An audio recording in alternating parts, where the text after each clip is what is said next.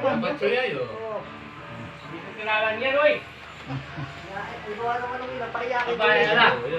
Ako nag-play na, play. Apat na 5 buwan ka na. Pambiglas. Ngayon kahapon. Sige na. Tayo na. Oh, play mo na. Tayo na tayo. Ako titindi, makukupo na ako. Tama. Next! Gusin nyo! Pray muna. Sabi na, tayo muna. Ako tayo magsikay. Sige, ako nakabula. Ano sa mga... Special ka ay. Diyan ka, sige. Sige po, sa araw na ito tayo magpasalamat sa ating Panginoon.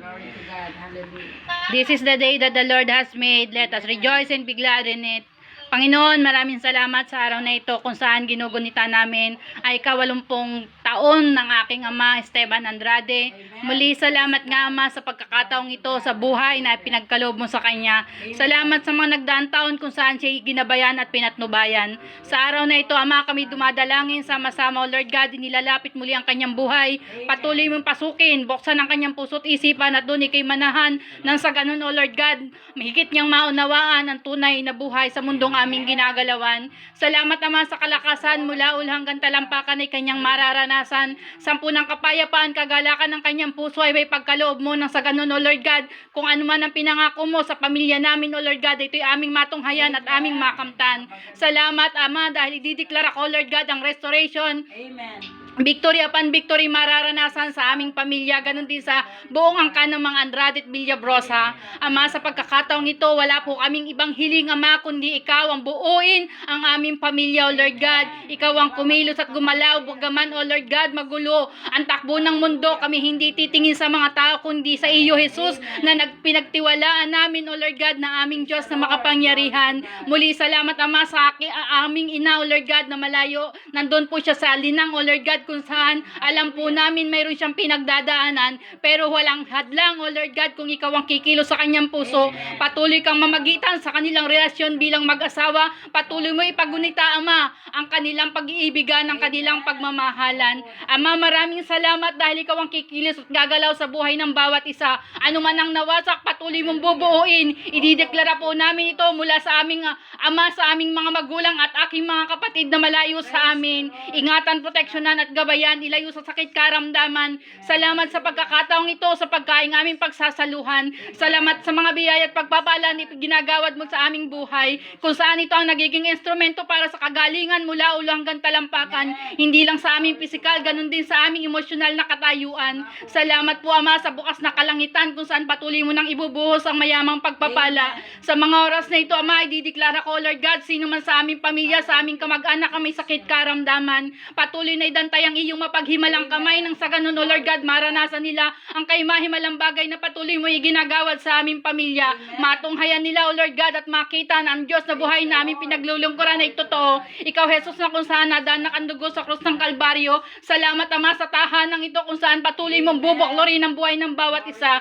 Ang sino man pumasok at lumabas sa tahanang ito iyong pagpapalain, katulad ng iyong pangako sa aming mga buhay. Salamat sa mga pagkakataong ito, Lord God, dahil sa aking mga kapatid na patuloy mong ginagamit na dalaw yan ng pagpapala upang higit kami magkaroon, O Lord God, ng magandang relasyon. Salamat, sila iingatan po, proteksyonan sa kanilang trabaho. Salamat din po Ama sa pagkakataong ito, Lord God, dahil anuman po ang aming pinagdaraanan, patuloy kang nariyan at kami tinutulungan, sinusubaybayan at pinoproteksyonan. Patuloy nga Ama sa pagkakataong ito, narito muli ang buhay ng bawat isa. Iniaalay po namin ang aming puso't isipan sa iyo. Ikaw ang dito'y manahan, nang sa ganun, O Lord God, mamuhay kaming nanaayon sa iyong kalooban. Salamat sa pagkakataong ito Ama, salamat. Hindi sapat ang salitang salamat sa mga biyayang aming natatanggap, kung saan sa paggising ng umaga, naroon ang kalakasan, kagalakan ng aming puso na ikaw ay aming paglingkuran. Salamat po Ama, sino man ang may hinanakit at galit sa dibdib sa pagkakataong ito, tunay nga Ama, tanggalin mo ito in the name of Jesus, in the name of Jesus. Ang nais pong naming maranasan ay lumakad sa landas ng buhay, kung saan puso na katulad mo, Lord God, naroon ang pag-ibig, ang kagalakan at kasiyahan, ang kapayapaan ay aming maranasan. Salamat sa pagkakataong ito Ama. Wala kaming ibang hiling, O Lord God, kundi kami, O Lord God, na tao na iyong nilikha ay maging mababa sa pinakamababa at ikaw lamang ang maitaas.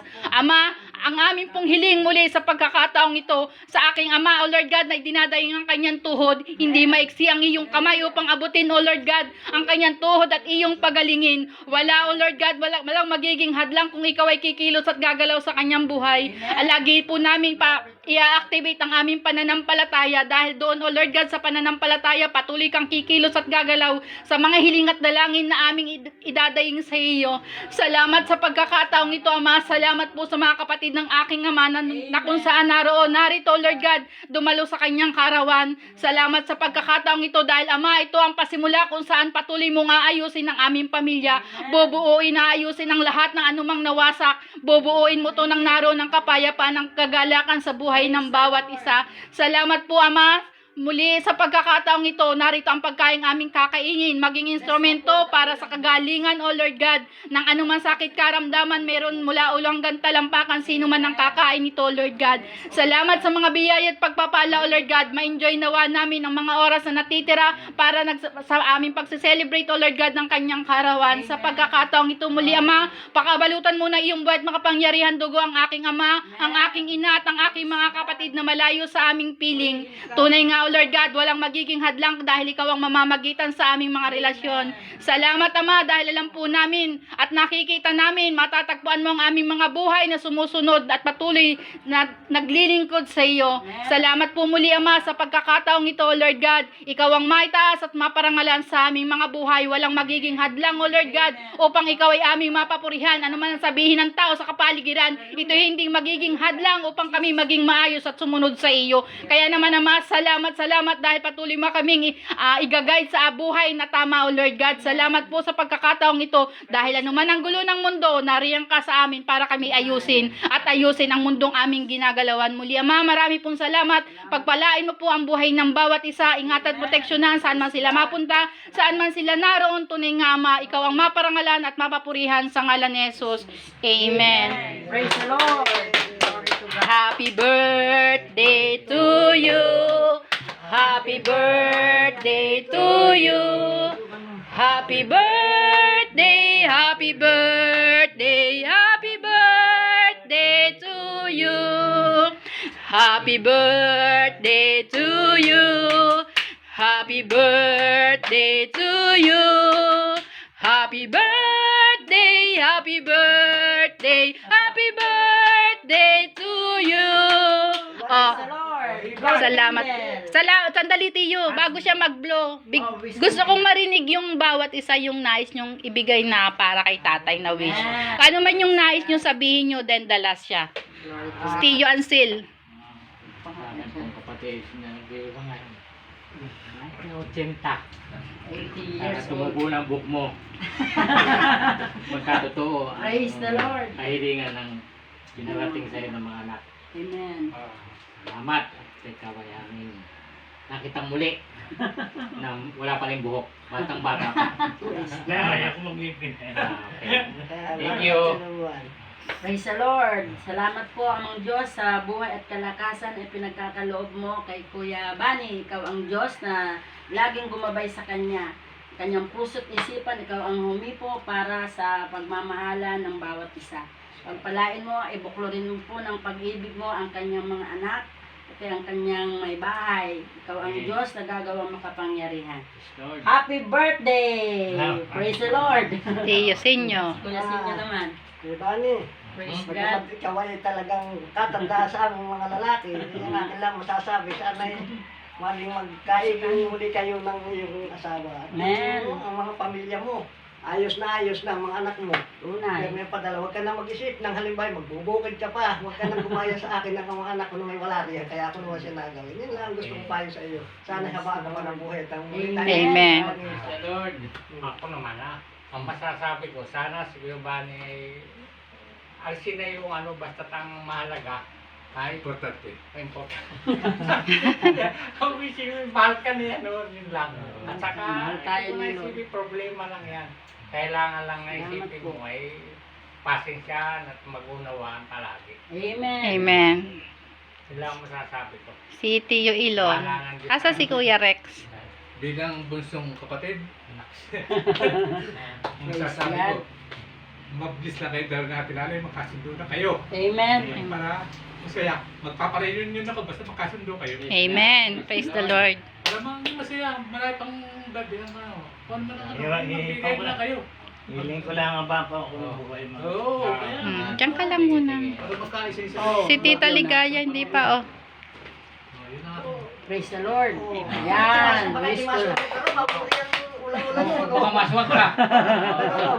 Hindi mo binigyan ng pagkakataong magsalita at si ano, sige po, magsalita po kayo, madam. Yes. At bigyan nyo ng ano. Mahaba pa buhay. Ay, kasi hindi pa nakakapag-wish si madam. Si Kuya Rex Tio, nandyan po ba sa labas pakitawag? Next. Next. Wala na yata. Ay, ba't nga nabubuhay pa? Yun naman. O, sige po. Hindi lang namatay, mahina ka ng humihipay. Ay, Unang-una, binabati kita ng happy birthday, Kuya Bani. Sana pagpalain kayo at kayong mag-asawa at ang inyong pamilya, pagpalain ng ating Diyos ang sa langit. Basbasan muli ang inyong pagsasamahan ng ating Panginoon upang muli kayo ay magkaroon ng magandang pag-uugnayan. Ganun din ang inyong mga anak, ang inyong mga mahal sa buhay na malayo man sila at nandito, ay naway magkaisa kayong lahat at pagpalain muli ang inyong pagsasamahan. Praise In God. Jesus' name, I pray. Amen. Tatay, mula sa aking mga kapatid mula sa Taiwan at sa ibang bansa, kay Kuya Asbin, kay Kuya Joas, kay Ate Jo, kay Kuya Marlon, kay Kuya Rex, ako'y narito. Ako'y nakikiusap, pumiling sa Panginoon na nawa, bigyan pa kayo ng mahabang buhay. Gaya ng lagi kong sinasabi sa inyo, hindi kami papayag na kayo mawawala sa mundong aming ginagalawan na ganyan ang inyong kalagayan at ganito ang ating sitwasyon ng buhay. Dahil yun ang plano ng Diyos sa atin, maging maayos, ma-restore tayo, magkaroon ng victorious life ang buhay ng bawat isa. Yun lang ang wish ko sa iyo, magkaroon ka sana ng kapayapaan ng puso't isipan, nang sa ganun, magkaroon ka ng magandang kalusugan physically, emotionally. Yun lang po, ang sabi ng mga kapatid ko, mahal na mahal namin kayo. Nakikita nyo kung paano kami nagsusuporta para sa inyo. Yes, Kayo ay mapalad na magulang. Nandito ang inyong mga anak, ano man ang mangyari, up and down, nandito pa rin kami. Sobrang mahal na mahal namin kayo. Hindi kami titingin sa likod, kundi ang titingnan namin, tunay nga, yung unahan, yung maganda, yung darating na magandang bukas para sa ating pamilya. Kaya, muli, mahabang buhay pa ang ipagawad sa iyo ng ating Panginoon. At pangalawa, nawa kayo ni Nanay magkaisa. Yun lang po. Maraming salamat mula sa aming mga kapatid na malayo sa amin. Happy birthday ulit sa inyo. Oh, patayin mo na, tatay. Happy birthday. Hala. Baka mamaya mabuhay pa yan ulit. wala na. Nasa ilalim siguro. Praise the Lord.